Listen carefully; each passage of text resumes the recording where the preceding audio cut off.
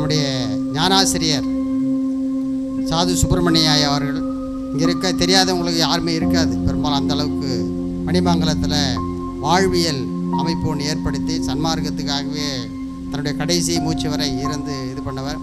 அவருடைய மருமகன் மனோகரையா அவர்களை ஒரு 5 நிமிடம் பேசுமாறு அன்போடு அழைக்கிறேன். அருட்பெரும் ஜோதி அருட்பெரும் ஜோதி தனிப்பெரும் கருணை அருட்பெரும் ஜோதி எல்லா உயிர்களும் இன்புற்று வாழ்க. ஒருமையுடன் நினது திருமலரடி நினைக்கின்ற உத்தமர்த்தம் உறவு வேண்டும். உள்ளொன்று வைத்து புறமொன்று பேசுவோர் உறவு களவாமை வேண்டும். பெருமை பெறும் நினது புகழ் பேச வேண்டும். பொய்மை பேசாதிருக்க வேண்டும். மதி வேண்டும் நின் கருணை நிதி வேண்டும். நோயற்ற வாழ்வில் நான் வாழ வேண்டும். தாயொன்று சென்னையில் கந்த கோட்டத்தில் வளர்தலம் ஓங்கும் கந்தவேலே ஷண்முக துய்யமணி உன்முக சைவமணி ஷண்முக தெய்வமணியே. அன்புள்ளம் கொண்ட ஆன்மநேய ஒருமைப்பட்டுரிமையுடைய சகோதரர் சகோதரிகள் அனைவருக்கும் அடியேன் மனோகர் வணக்கத்தை தெரிவித்துக் கொள்கிறேன். இன்று ஒரு சிறந்த நன்னாள், 12 ஆண்டு விழா. நம்முடைய ஆன்மீகத்திற்கு எல்லோரும் சொல்கிறதா ஒரு 12 வருஷத்துக்கு ஒரு சைக்கிள் மாறும்னு சொல்லுவாங்க. அந்த சிறந்த நாள் நாம் எல்லோரும் நம்முடைய தவப்பயனால் இன்று எல்லோரும் ஒன்று சேர்ந்திருக்கிறோம். நாம் இதுக்கு முன்னாடி எத்தனை பிறவியை எடுத்திருக்கிறோமோ தெரியாது. அதாவது சுவாமி சொல்கிறார் 7 பிறவியில், அது ஒரு பிறவிலையும் பிறந்து பிறந்து இறந்து இறந்து சொல்கிறான். அதையெல்லாம் எடுத்து இப்போ கடைசியாக மனித பிறவி எடுத்திருக்கோம். இதுக்கு முன்னாடியும் சாமி கூட திருவருட் பிரகாச வள்ளலாருடைய கூட்டத்தில் நாம் கலந்துருக்கிறோம். இப்போ இருக்கிறவங்க எல்லாம் அதை மனசில் தச்சுக்கிட்டு இந்த 12வது ஆண்டு விழாவில் நாம் ஒரு புதிய மனிதனாக இறைவனுடைய பாதையிலிருந்து திருவருட் பிரகாச வள்ளலார் என்ன திருவருட்பாவில் கூறியிருக்கிறவர்களோ அதையெல்லாம் எடுத்துக்கொண்டு நாம் இன்றையிலிருந்தாவது ஒரு சிறந்த எவ்வளையோ சாமி சொல்லியிருக்கிறார். நம்ம இது வரைக்கும் தெரியாமல் எடுத்துக்கிறேன், நான் கூட தான் பண்ணாமல் இருக்கிறேன். ஆனால் அதையெல்லாம் எடுத்து கை கொண்டால் நாம் இந்த தேகத்தை மாற்றிக்கொண்டு திருவருட் பிரகாச வள்ளலார் கூறியிருக்கிற செயல்களுக்கெல்லாம் புருஷார்த்தமாக ஆகி நம்மளால் முடிந்த செயல்களாம் மற்றவர்கள் செய்ய வேண்டும். அது நிறைய செயல் இருக்குது. ஒரு பேர் ஒரு சில செயல் செய்கிறாங்க. ஆத்ம ஞானம் கொடுக்குறாங்க, மருத்துவம் பண்ணுறாங்க, சேவை செய்கிறாங்க, மறுபடியும் இன்னும் நிறைய இருக்குது, தியானம் சொல்லி கொடுக்குறாங்க. இது மாதிரி நிறைய செயல் இருக்குது. அவங்கவுங்க அறிவுக்கு என்ன எட்டி இருக்குதோ, அவங்க செயல் என்ன இருக்கோ அது இறைவன் உணர்த்துறார். நம்ம மற்றவங்க யாரையும் குறை சொல்லக்கூடாது. அவங்களுடைய தகுதி, அவங்களுடைய அறிவு, அவங்களுடைய போன புண்ணிய கர்ம பலன் கருமா அவர்கள் என்ன செய்திருக்கிறார்களோ அது தகுந்தபடி தான் அவன் செய்யணும். அதுவும் செய்யும்போது நம்ம எப்படி செய்யணும், நம்மளால் என்ன தகுதி இருக்கோ நம்முடைய உழைப்பு நம்மால் என்ன உழைச்சி ஊதியம் மீட்டிருக்கிறோமோ அந்த ஊதியத்திலிருந்து எளிமையான முறையில் நாம் சன்மார்க்கத்தை வளர்த்து அதனால் மற்றவங்களுக்கு ஜீவகாரன் எப்படி செஞ்சாவே அதுவே இறைவன் எடுத்துக்கிறார். மற்றவங்ககிட்ட கேட்டு மற்ற உதவி செஞ்சு அதெல்லாம் எடுத்துக்கிறது. அப்போ தான் ஆன்ம லாபம் கிடைக்கும். சாமி சொல்கிறாரு, ஆன்ம லாபம் ஜீவகாரன் வீச்சின் மோட்ச வீட்டின் திறவுகோல் ஆன்ம லாபம் சொல்கிறார். ஆன்மா, ஆத்மா, ஆன்மா இது உயிர், உடம்பு, மனசு இதெல்லாம் இருக்குது. அதுக்கு மேலே ஆன்மா. அந்த ஆன்மா ஒரு லாபம் கிடைக்கணும். எப்படி லாபம் கிடைக்கும்? வேலைக்கு போனால் நம்ம பணம் வாங்குகிறோம், சம்பளம் வாங்குகிறோம் எவரி மந்த்து. அது மாதிரி இந்த ஆன்மா புனிதப்படிக்கணும்னா லாபம் செய்யக்கூடிய செயல் செய்யணும். அதை நிறைய வழியில் சாமி சொல்கிறார். கடவுள் நெறியில், ஜீவகாரண பகுதியில், விண்ணப்பத்தில் இப்படியெல்லாம் செய்தால் நாம் கடவுள் அருளுக்கு பாத்திரமாகி எல்லாம் வல்ல இறை கூட்டத்தில் கலந்து இந்த தேகத்தை நித்திய தேகமாக்கி கொண்டு இருக்கலாம். அதற்கு என்ன பண்ணணும்? 6 காலம் சாமி சொல்கிறார். சன்ரைஸ், சூரியன் உதயமாகிறதுக்கு முன்னாடி 2:30 மணிக்கு முன்னாடி இறைவனை தொழணும். காலையில் 3:30 மணிலேருந்து 6 மணிக்குள்ளே. அது உங்களுக்கு டைம் எப்படி இருக்கோ அப்படி பார்த்துக்கலாம். சன்ரைஸ் ஆன பிறகு ஒரு 2:30 மணி நேரம், மத்தியானம் உச்சி பொழுதுக்கு முன்னாடி ஒரு 2:30 மணி நேரம், மாலை வெயிலுக்கு முன்னாடி மாலை சன் செட் ஆகிறதுக்கு 2:30 மணி நேரம், சன் செட் ஆன பிறகு ஒரு 2:30 மணி நேரம், உச்சி பொழுது மிட் நைட்டில் ஒரு 2:30 மணி நேரம். இந்த 6 காலத்தில் இறைவனை தொழுதும் பிரபஞ்ச ஆற்றல் நமக்கு இந்த காலத்தில் விசேஷமாக இருக்கிறது. ரொம்ப விசேஷம். அது காலையிலும் மிட் நைட்டிலும் ரொம்ப விசேஷமாக இருக்குது. அதை ட்ரை பண்ணி பாருங்கள் இன்றையிலிருந்து. அது அப்போ தான் புரியும்.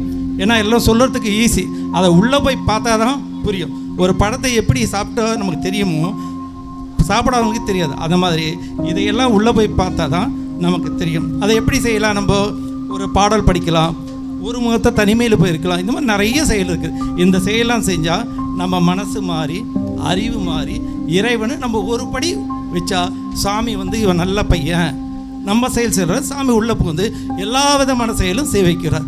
இதுதான் இறையாற்றல் காரியப்படுது. அதனால் இந்த புனித நன்னாளில் நாம் எல்லாம் முயற்சி எடுத்து ஒரு நல்ல புனிதராக ஆக்க வேண்டும் என்று எல்லாம் வல்ல ஆண்டவர் இடத்தில் நாம் எல்லாம் ஒன்றாக சேர்ந்து விண்ணப்பிக்கலாம். எல்லோரும் ஒன்றாக சேர்ந்து ஒரு மகாமந்திரம் சொன்னால் நல்லா இருக்கும். ஒரு 3 times 5 times. ஏன்னா இப்போ எல்லாம் இறையாற்றல் இங்கே காரியப்படுது. ஒருத்தர் ரொம்ப மெடிடேஷன் பண்ணுவார், ஐயா வந்து நிறைய சேவை செஞ்சுருக்கார், அது மூலம் நமக்கு கிடைக்கும். அந்த மாதிரி நிறைய மக்கள் இங்கே கூடியிருக்கிறார். அருளாளர்கள்லாம் இங்கே வந்திருக்கிறாங்க. ஏன்னா கிட்டத்தட்ட 35 வருஷம் முன்னாடி எங்கள் மாமனாரோட நான் இங்கே வந்தேன். அப்போ வந்து 15 பேர் தான் இந்த இடத்துல அகோல் பாராயணம் பண்ணி உணவு கொடுத்தாங்க. ரொம்ப சின்ன இடமா இருந்தது. அதுக்கப்புறமா தான் ஒரு 5 ஆண்டுகள் கழிச்சு 5 ஆண்டுகள் இந்த கட்டிடம் கட்டினாங்க. அதுக்கப்புறம் மெல்ல மெல்ல வளர்ந்து இப்போ இது உலகம் ஃபுல்லாக தெரிகிற மாதிரி இருக்குது. அருளாற்றல் காரியப்படுது. எந்நேரில் எம்மட்டில் எப்படி நடக்குமோ அந்த சமயத்தெல்லாம் கிடைக்கும். அதுவும் இப்போ தற்சமயத்தும் வரலாறு 200 ஆண்டில் வரலாறுடைய திருவுருள் கொள்கைகள் எல்லாம் உலக நல்லா பரவி கொண்டிருக்குது. இதெல்லாம் நம்ம உண்மையாக உருக்கமாக உயிரோடு நம்ம கொண்டு போகணும். தெரிஞ்சவங்களாம் கொண்டு போகணும் சுவாமியை பற்றி. அதுதான் நம்முடைய தலையாய கடமை. நம்ம மட்டும் வச்சுக்கூடாது, தெரிஞ்சதெல்லாம் மற்றவங்க சொல்லணும். ஒரு அம்மா பாடகர் மூலமாக சொல்கிறாங்க. அந்த அம்மா உருக்கமாக அவங்க பாடலை கேட்டால் அழுதுலாம். பாண்டிச்சேரி தான் வந்திருக்காங்க அந்த அம்மா. இப்படியெல்லாம் ஒரு சில பேர் நிறைய சேவை செய்யல. நம்ம அருளாகலும் நிறைய சேவை செஞ்சுருக்கிறாரு. இது மாதிரி அவங்களுக்கு என்ன தோணுதோ அந்த செயல் செஞ்சுருக்கு. யாரையும் நம்ம தவறாக கூறப்படுகிறது. ஒருத்தர் நாலேஜ் அக்கௌண்ட்ஸ் தான் அக்கௌண்ட்ஸ் மூலமாக தான் செய்வாங்க. அட்மினிஸ்ட்ரேஷன் மூலமாக சன்மாத சங்கத்தை அது மாதிரி பல விதமான செயல் எல்லாரும் செஞ்சிட்ருக்காங்க. அதுவும் இல்லாமல் சிலை வழிபாடு, திருநீர் வைக்கிறது, மாலை வழிபாடு, சுத்த சன்மார்க்கம் இப்படிலாம் பேசக்கூடாது. அருட்பால சாமி என்ன சொல்லியிருக்காரு அது அவங்க நோக்கத்தில் அவங்களுக்கு அறிவுக்கு என்ன விட்டுதோ அதை செயல் பண்ணுறாங்க. அப்படி இந்த நல்ல நேரத்தில் ஆண்டவர்களுக்கு கிடைத்து நாம் எல்லாம் இறையோர்களுக்கு காரியப்படலாம் என்று இந்த நேரத்துக்கு எல்லோரும் ஒன்றாக சேர்ந்து மகாமந்திரம் சொல்லலாம். தயவு செய்து இது வந்து நல்ல புண்ணிய நாள், 12வது ஆண்டு விழா. அதற்காக தான் ஒரு இறையாற்றல் நமக்கு எல்லாம் காரியப்படும். ஏன்னா நல்ல அருளாளர்கள்லாம் வந்திருக்காங்க. அது மூலமா நமக்கு ஒரு ஆற்றல் கிடைக்கும். அருட்பெரும் ஜோதி, அருட்பெரும் ஜோதி, தனி பெரும் கருணை, அருட்பெரும் ஜோதி,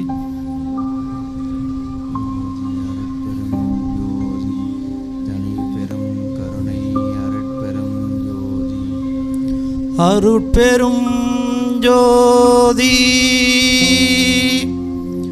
அருட்பெரும் ஜோதி, தனி பெரும் கருணை, அருட்பெரும் ஜோதி, அருட்பெரும் ஜோதி, அருட்பெரும் ஜோதி, தனி பெரும் கருணை, அருட்பெரும் ஜோதி. எல்லோரும் அப்படியே நேராக நிமிர்ந்து உட்கார்ந்து கொண்டு 2 கண்களையும் உள்முகமாக பார்த்து புருவ மத்தியில் எல்லாம் வல்ல அருட்பெருஞ்சோதி ஆண்டவர் அங்கே காட்சி எடுக்கிறார் என்று கூறி அந்த இடத்தில் தங்களுடைய மனசை அங்கே பொருத்தி உள்முகமாக பார்த்தால் பெரிய ஒளி. நமக்கு வடலூரில் ஜோதி தரிசனம் பார்த்துருப்போம், அந்த ஒளி அந்த இடத்துல கிடைக்கும். அப்படி நினைத்து உள்முகமாக நேராக உட்கார்ந்து கொண்டு மகாமந்திரத்தை எல்லோரும் உச்சரிக்கலாம். அருட்பெரும் ஜோதி, அருட்பெரும் ஜோதி, தனி பெரும் கருணை, அருட்பெரும் ஜோதி,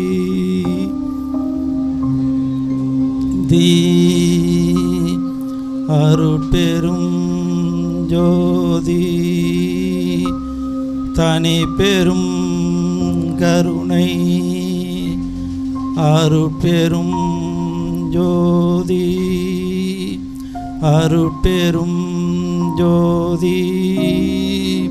எல்லா உயிர்களும் இன்புற்று வாழ்க, வள்ளல் மலரடி வாழ்க வாழ்க. நல்ல மழை பொழிக, நாடு வளம் பெறுக. எல்லோருக்கும் நன்றி. வந்தனம்.